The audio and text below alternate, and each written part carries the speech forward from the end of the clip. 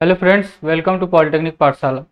तो हम लोग अप्लाइड मैथमेटिक्स थर्ड में सेकंड चैप्टर पढ़ रहे हैं और उसमें हमने अभी तक हम कहाँ तक पहुँचे थे? रैंक यानी कोटि, इस टॉपिक तक पहुँचे थे। तो जैसा कि हमने देखा था कि कोटि का मतलब होता है किसी अवयव का कोटि। एक कोटि या रैंक किसका होगा? एक मैट्रिक्स का होगा, एक अवयव का होगा। तो एक अवयव यानी मैट्रिक्स का रैंक का मतलब ये होगा कि आप क्या बना सकते हैं, उस मैट्रिक्स के डिफरेंट डिफरेंट माइनर्स बना सकते हैं। पढ़ा हमने कि माइनर्स कैसे बनाते हैं। माइनस मतलब उपसारणी, यानी कि उसमें से कुछ कॉलम और कुछ रोज और कॉलम लेके आप क्या करिए, एक डिटर्मिनेंट फॉर्म करिए। डिटर्मिनेंट जो कि डिटर्मिनेंट हमेशा क्या होगा, या तो 3/3 का होगा, या तो 4/4 का होगा, या 2/2 का होगा। जैसा आपको मिल पाए बनाइए और उनके मान निकालिए। और उनके मान अगर 0 के बराबर आ जाते हैं, ठीक है, तो उच्चतम ऑर्डर का जो उपसारणिक होगा, हाईएस्ट ऑर्डर का जो आपका उपसारणिक यानी माइनर होगा, जिसका वैल्यू 0 नहीं आएगा, वही आपका कोटि होगा। अगर 0 आ गया तो फिर उसका ऑर्डर उससे कम होगा। तो उससे कम ऑर्डर वाला आप क्या करिए, उपसारणिक लीजिए और उसको निकालिए। अगर वो भी 0 आ गया तो उससे कम जाइए। ठीक है, इस तरह से आपको जाना होता है। तो इस तरह से हम बोलें तो इसके कुछ की पॉइंट हैं रैंक के। नोट क्या है या इंपॉर्टेंट जो आप कह सकते हैं प्रॉपर्टीज क्या है कि किसी शून्य अवयव के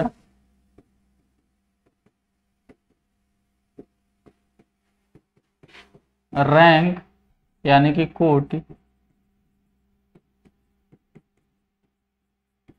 शून्य होता है।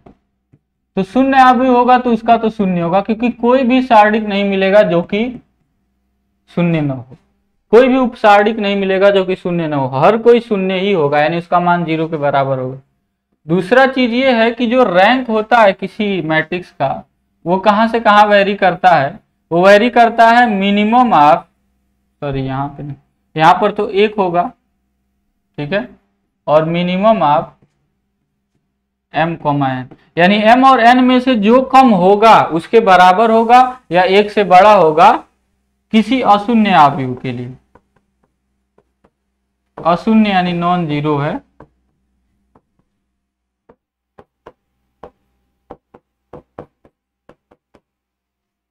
ठीक है, तो ये है। तो मिनिमम ऑफ m n का मतलब क्या है कि जैसे कि आप कोई अवयव है, मान लीजिए कोई अवयव आपने लिया 3/4 का, तो आप अधिकतम वर्ग अवयव कितना बना सकते? कितने ऑर्डर का? 3 ही ऑर्डर का ना बना सकते। 3 पंक्ति लेंगे और 3 कॉलम ले लेंगे, काम बन जाएगा आपका। लेकिन क्या 4 कॉलम ले लेंगे तो आपको 4 आपको पंक्तियां मिलेंगी, उसमें होंगी ही नहीं 4, तो आप लेंगे कैसे? तो इसीलिए आप क्या बना सकते हैं, केवल 3/3 का इसमें से उपसारणिक बना सकते हैं। ठीक है ना, अगर आपका 3/4। तो इसी तरह से तो मैक्सिमम जो आपका रैंक हो सकता है, क्योंकि 3/3 का आपने एक उपसारणिक बनाया, उसमें से लिया और उसका मान निकाला, सारणिक का मान निकाला, उपसारणिक या सीधे सारणिक बोलिए, सारणिक का मान निकाला, 0 के बराबर नहीं आएगा तो बोलेंगे रैंक 3 है। तो मैक्सिमम तक इस m और n में से जो होगा, मतलब a का जो ऑर्डर है m और n, यहाँ पे a क्या है, जहाँ m और n क्या है, ऑर्डर है m और n ऑर्डर है a के, इसको ध्यान रखिएगा।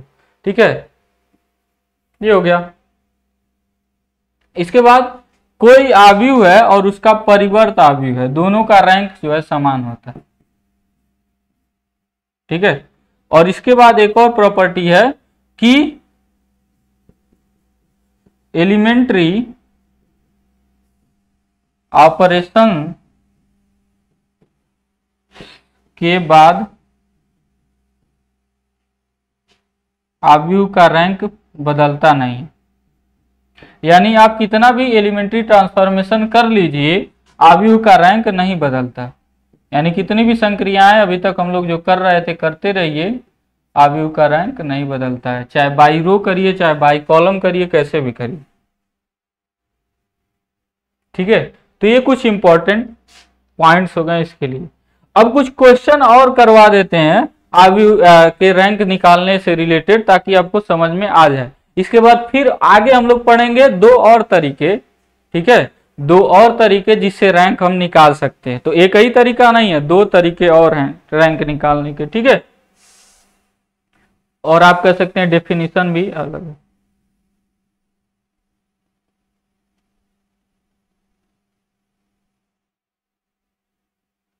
तो हम लोग बात करते हैं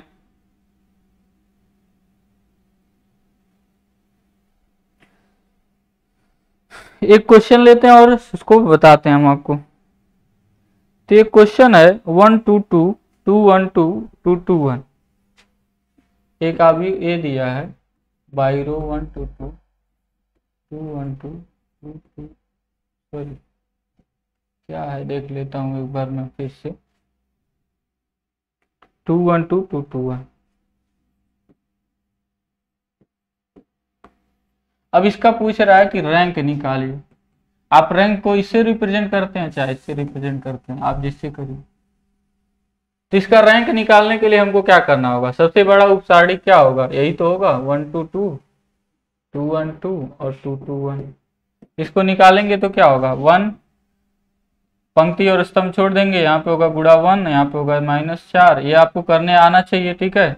2 ये और ये छोड़ दीजिए, तो इसमें इसका गुणा कर लीजिए 2 और इसमें इसका गुणा होगा 2 दूनी 4 -4, फिर प्लस होगा, प्लस माइनस क्या होगा? प्लस माइनस प्लस, ठीक है। तो यहाँ पे हो गया 2 और 2 जिस स्तंभ और जिस पंक्ति में छोड़ देंगे और बचेगा ये दोनों, तो इसमें इसका गुणा करा लेंगे माइनस इसमें इसका, तो 2 दूनी 4 -2, ठीक है। तो यहाँ से क्या आ गया? -3 आ गया।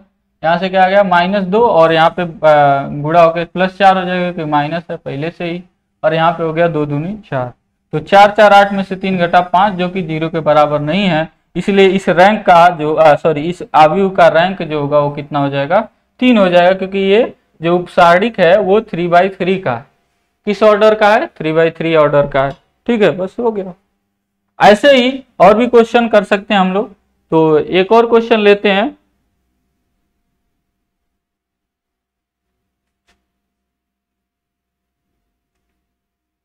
जैसे एक क्वेश्चन है a = 3 4 3 4 2 7 3 4 2 7 और है 5 6 6 8 5 6 6 8। अब बताइए इसका रैंक क्या होगा? तो आप इसमें उच्चतम कोड, सबसे पहले उच्चतम हाईएस्ट ऑर्डर का आप आव्यूह वर्ग आव्यूह का लीजिए या सारणिक क्या बना पाएंगे? तो हाईएस्ट ऑर्डर का क्या बना पाएंगे आप?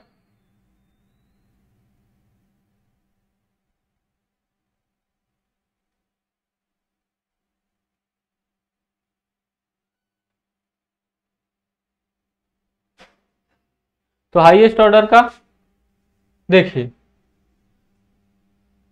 कितने का आप देख रहे हैं, 2 ही पंक्ति है तो 2/2 का बना पाएंगे, क्योंकि 2 ही पंक्ति है तो 2 पंक्ति और 2 स्तंभ ले लीजिए, तो कोई एक ले लीजिए। तो यहां पर हम लेते हैं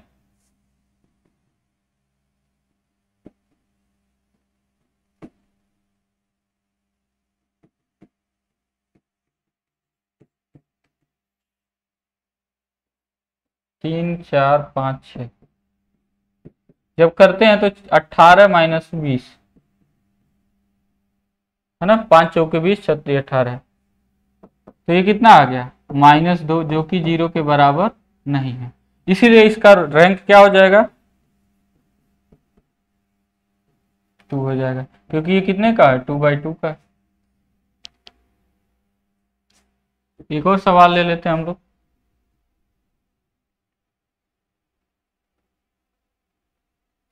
सवाल है आपका 122 366 244।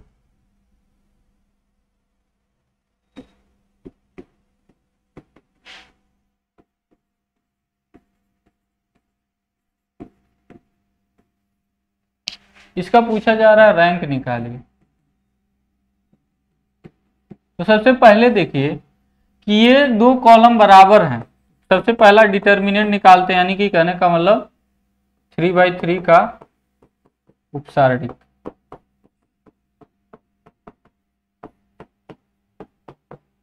थ्री बाई थ्री के उपसारणिक के लिए क्या हो गया? डिटर्मिनेंट ए क्या हो गया? 0 हो गया। क्यों? क्योंकि यहाँ पे हम कह सकते हैं सीधे सीधे कि कॉलम 1 कॉलम 2 बराबर है कॉलम 3, है कि नहीं। दूसरा तीसरा, और जो जब दो कॉलम किसी उपसारिक में बराबर होते तो सॉरी कोई सारिक ही बोलते हैं, उपसारिक बार बार मेरे आ रहा है, सारिक ही बोलिए, ठीक है। जब दो पंक्तियां दो स्तंभ, कोई दो पंक्तियां कोई दो स्तंभ अगर बराबर हो जाए किसी सारिक में, तो सारिक का मान क्या आ जाएगा, 0 आ जाएगा। आप जानते हैं ये प्रॉपर्टी पढ़े, तो ये तो खत्म हो गया, ठीक है। आप चाहे तो एक्सपेंड करके भी निकाल लीजिएगा, आएगा 0 ही। अब चलिए 2x2 का देखते हैं।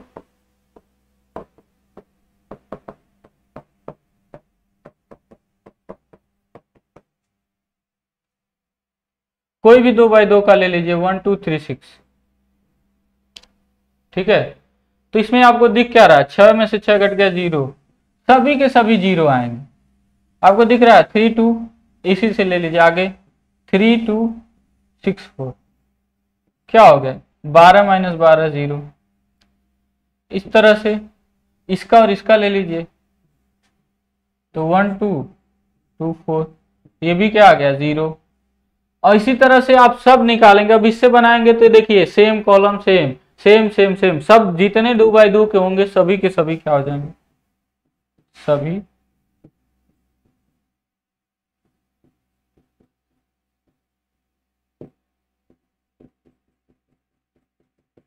सभी शून्य होंगे। और जब सभी शून्य होंगे तो क्या हो गया, अब चूंकि ये अशून्य आव्यूह है, चूंकि ये अशून्य आव्यूह है, तो इसका मिनिमम क्या हो सकता है, 1 हो सकता है, 1 से तो कम हो नहीं सकता। तो इसलिए हम बोलेंगे, इसलिए यहाँ पे बोल देते पहले ही, इसलिए row of A is not equal to 3, 3 तो नहीं होगा। फिर यहाँ पे row of A is not equal to 2, rank यहाँ भी 2 भी नहीं होगा, तो होगा क्या, क्योंकि 1 नहीं हो सकता, इसलिए हम बोलेंगे row of A is equal to 1, ठीक है। Row of A is equal to 1, ठीक। चलिए अब नेक्स्ट क्वेश्चन पे बढ़ते हैं, एक और क्वेश्चन करते हैं।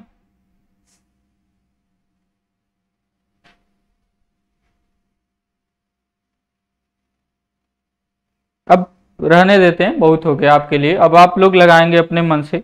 अब देखते हैं हम लोग नॉर्मल आर कैनोनिकल फॉर्म, ठीक है। तो नॉर्मल या कैनोनिकल फॉर्म से हमारा मतलब क्या है, हिंदी में बोलते हैं सामान्य रूप। तो किसी आव्यूह का सामान्य रूप,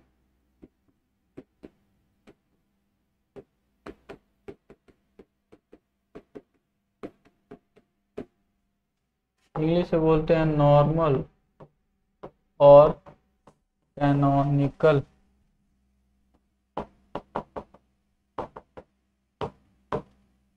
ठीक है, तो नॉर्मल और कैनोनिकल फॉर्म से क्या मतलब है हमारा, देखिए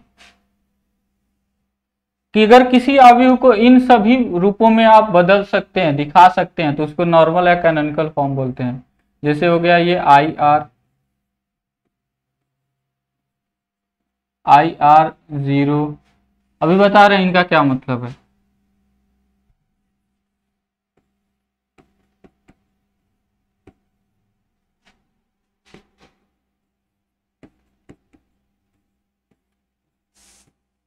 इस फॉर्म में अगर इन फॉर्म में लिख सकते हैं तो इस इन्हीं रूपों को हम बोलते हैं नॉर्मल या कैनोनिकल फॉर्म।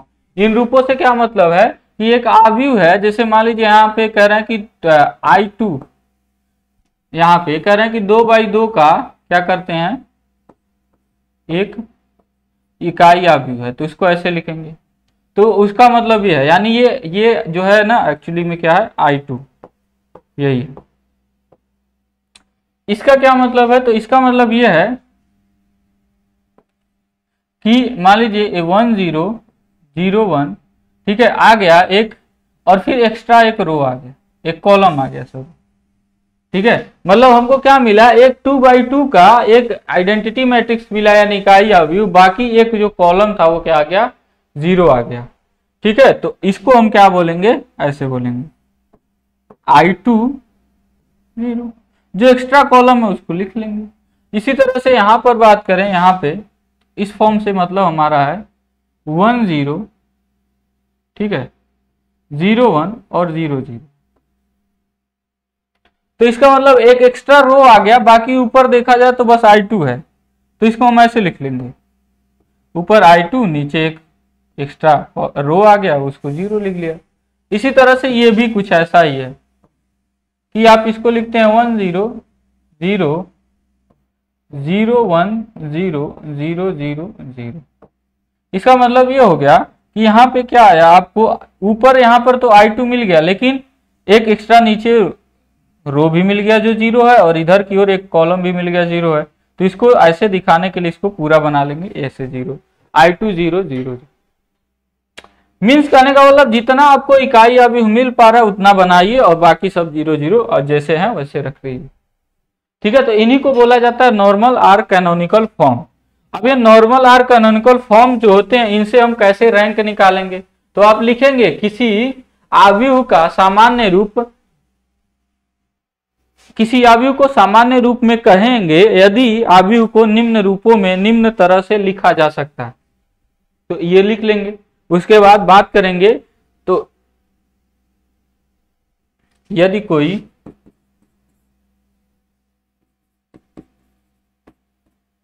आव्यूह उपरोक्त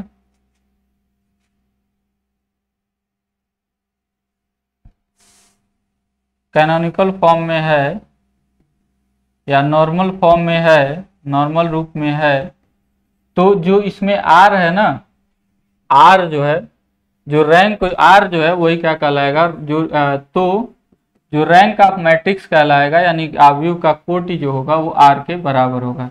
यानी कहने का मतलब जो आई के साथ जो सब्सक्रिप्ट है, ठीक है, जैसे I2 इस सब में है ना, तो सब में जो है सबका जो है यहाँ पे रैंक क्या होगा, 2 होगा, ठीक है। तो ये क्वेश्चन लेते हैं और क्वेश्चन को सॉल्व करते हैं। क्वेश्चन में ये बोला जा रहा है कि आपके सामने एक सवाल है, ठीक है, उसको पहले नॉर्मल फॉर्म में बदलिए और बताइए उसका कोटि कितना है। तो जैसे ही हम नॉर्मल फॉर्म में बदल लेंगे तो हम उसका रैंक बता सकते हैं, कोटि बता सकते हैं, उसमें कोई दिक्कत है नहीं। तो अभी यहाँ पे दिया हुआ है ए बराबर ऐसा कुछ दिया हुआ है 0 1 2 -2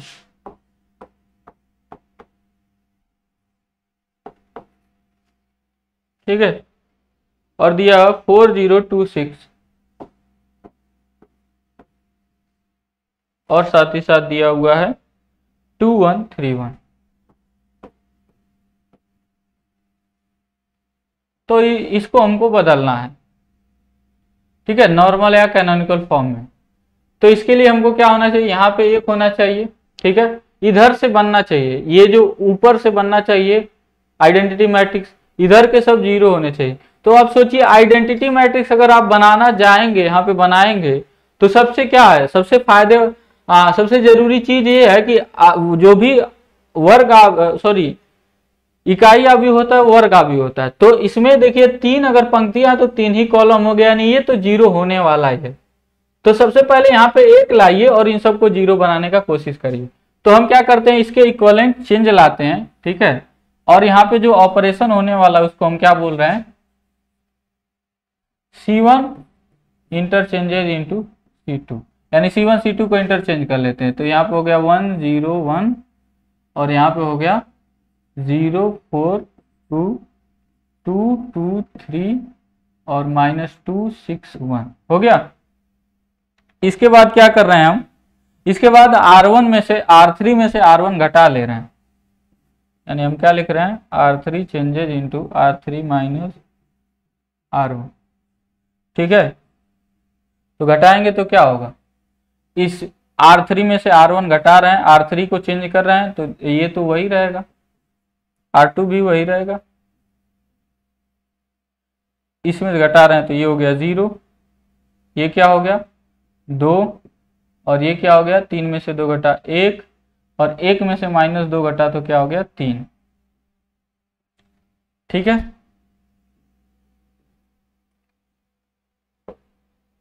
अब क्या कर लेते हैं, अब कर लेते हैं इनको घटा, अब लेते हैं इनको घटा देते हैं, कौन सा, दूसरा और तीसरे जो है आपके जो कॉलम है उनको हम घटा देते हैं,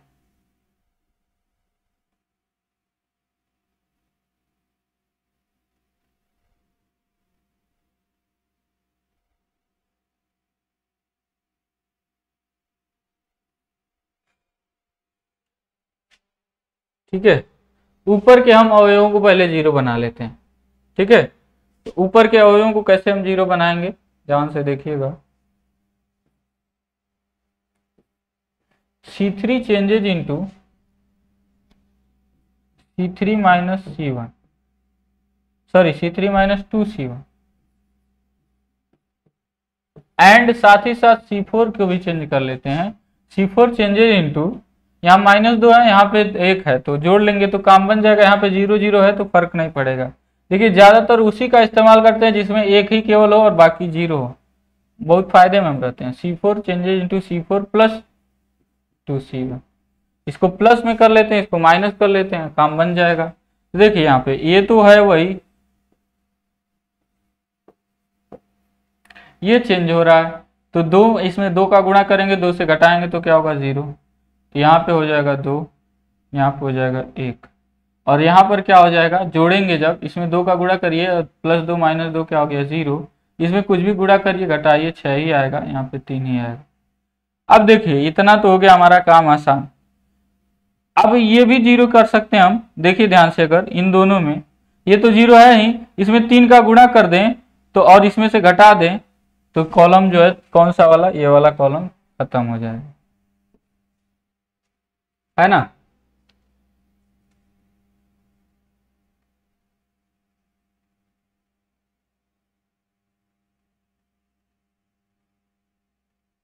चलिए, तो क्या कर दिया हमने,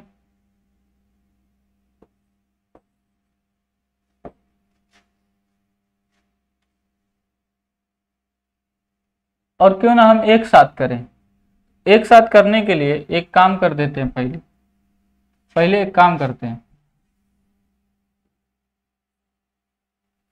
C2 changes into half C2। ठीक है, ध्यान से देखिएगा, इसका मतलब केवल C2 हम चेंज कर रहे हैं। 1/2 करेंगे तो यहाँ पे हो गया 2, यहाँ पे हो गया 1, ये हो गया 0 2 1, हो गया 0 6 3। ठीक है, अब और आसान हो गया। आसान क्या हो गया, इसमें से इसको 2 से गुणा करके घटा लीजिए और इसको जो है इसी से घटा लीजिए, बस हो जाएगा हमारा। यानी 2 ऑपरेशन एक साथ यहाँ कर सकते हैं, इसीलिए हमने ऐसा किया था। ठीक है, ये लाया कि हम क्या कर रहे हैं, C3 changes into C3 minus C2 and C4 changes into C4 minus 2C2। ठीक है, तो C2 तो चेंज हो नहीं रहा है। अब जब ये चेंज होगा तो क्या हो जाएगा, 0 0 हो जाएगा यहाँ पे, और यहाँ पे क्या हो जाएगा, यहाँ पर भी 0 0 हो जाएगा। ठीक है, अब हमारे लिए क्या हुआ, इसको हम लोग इंटरचेंज कर दें, रो को क्या कर सकते हैं, रो को इंटरचेंज कर दें। देखिए यहाँ पे क्या लिख रहा है, R2 इंटरचेंजेज इंटू R3।